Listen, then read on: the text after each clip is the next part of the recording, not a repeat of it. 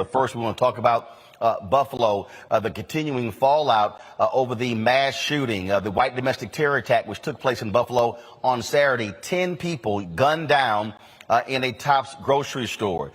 Folks, but one of the most disturbing things took place when a woman called 911 and was treated rudely, and they hung up on her. She called into a local television station to describe what took place in the store and how she was treated.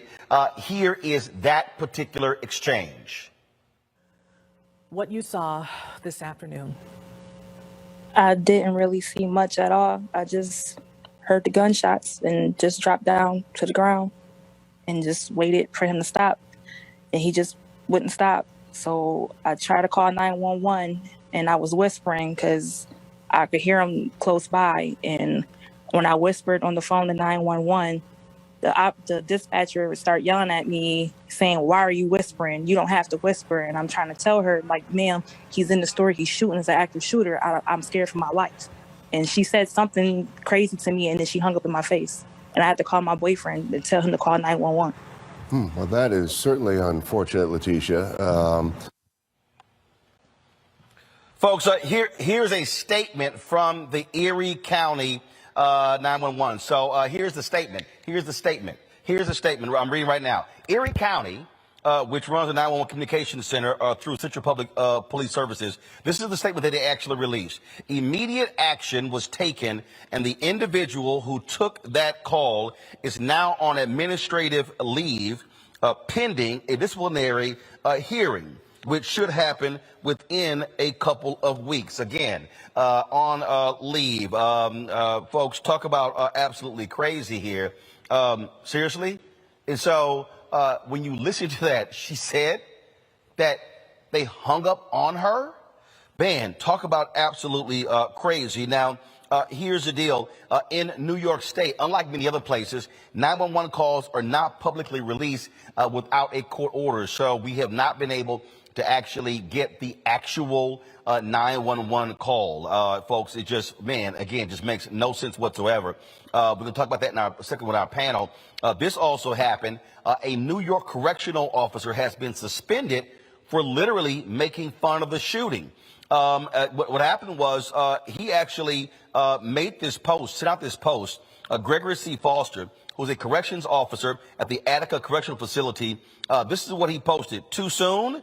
This should weed out some of my Facebook friends."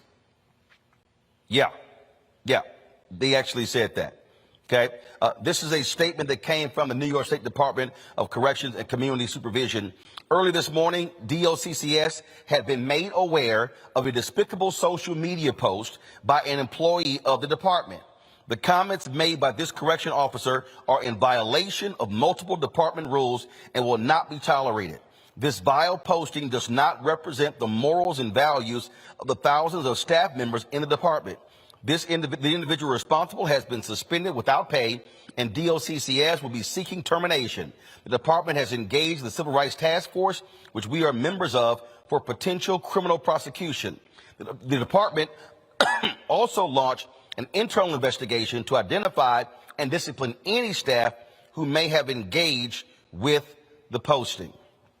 Talk about absolutely crazy. My panel, A. Scott Bolden, former chair, National Bar Association Political Action Committee, lawyer there in Washington, D.C. Robert Patillo, he is executive director of the Rainbow Push Coalition Peachtree Street Project, also an attorney. Monique Presley, legal analyst and the host, of course, joins us as well, crisis manager as well. All right, folks, let's just, okay. I got to deal with this 911 call because this woman says that the 911 dispatcher, "Why are you whispering?" and admonished her and hangs the phone up on her. I mean, look, I get you have procedures you got to go through, but man, if what that woman described actually happened, Monique, that person to be fired so quickly, I mean, that is just sickening to think that that's how that this woman was treated by a 911 dispatcher. Right. I mean, and we hear these stories all the time. It unfortunately is not rare. And I am not sure if there's any more information that's going to come out that would justify it. But from what it looks like right now, she should not be in that job. I mean, I'm sitting here, Robert, and I can only imagine this white domestic terrorist is walking around shooting folks in the head with an AR-15. People are diving into coolers. They're hiding, trying to survive. And you call 911 and the dispatcher is going, "Why are you whispering?" admonishing the woman, and then hangs up on her. Well, it comes down to a lack of training, lack of supervision, and a lack of vetting of people who have these jobs. We see these issues far too often, particularly in areas that are predominantly African American and minority, where not just hanging up on people, where dispatchers take calls and then never actually send emergency care to the location, letting phones ring.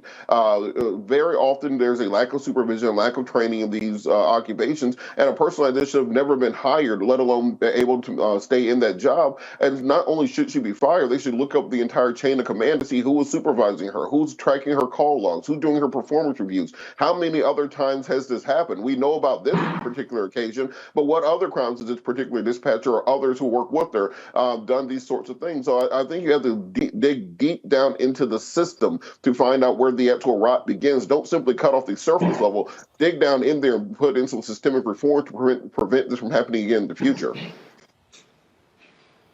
Scott, you would think that a 911 dispatcher has been trained that when somebody's calling up, it's a good bet they're not talking in my tone because they might be hiding. I mean, that's to me, that's sort of basic. Yeah, 911 support is not a job where you can have a bad day. Pilots can't have bad days. Police officers, to be honest with you, can't have bad days. And she's whispering because there's the shooter, but she could have been whispering because a burglar was in her house. And the 911 caller, remember the young kid who was 11 years old in the park playing? She's whispering. She's whispering, but again, I'm trying to demonstrate how important these calls that come into 911 are important. The kid that got killed in Cleveland, another dangerous piece, had to do with the call, the 911 dispatch, not giving the police all the details, that it might be a toy gun and so forth and so on, and the police show up and shooting within 4 seconds. That's the police fault, but the dispatch is also responsible. They can't have bad days, and whether they were trained or not, they've got to implement their training every day, because it's the first calm voice you hear, should hear, when you're in trouble or you're in danger. That voice has got to comfort you, but send help right away and get the details and send the details right away. That didn't happen here, and who knows how many people were killed out of that 10 because that call didn't get handled properly. All right, folks, back to our Roland Unfiltered video in just one moment. Folks, Black Star Network is here. Hold no punches. I'm real revolutionary right now. Support this man, Black Media. He makes sure that our stories are told. Thank you for being the voice of Black America, Roland. Stay black. I love y'all. All momentum we have now, we have to keep this going. The video looks phenomenal. See, there's a difference between Black Star Network and Black-owned media and something like CNN. You can't be Black-owned media and be scared. It's time to be smart. Bring your eyeballs home. You dig?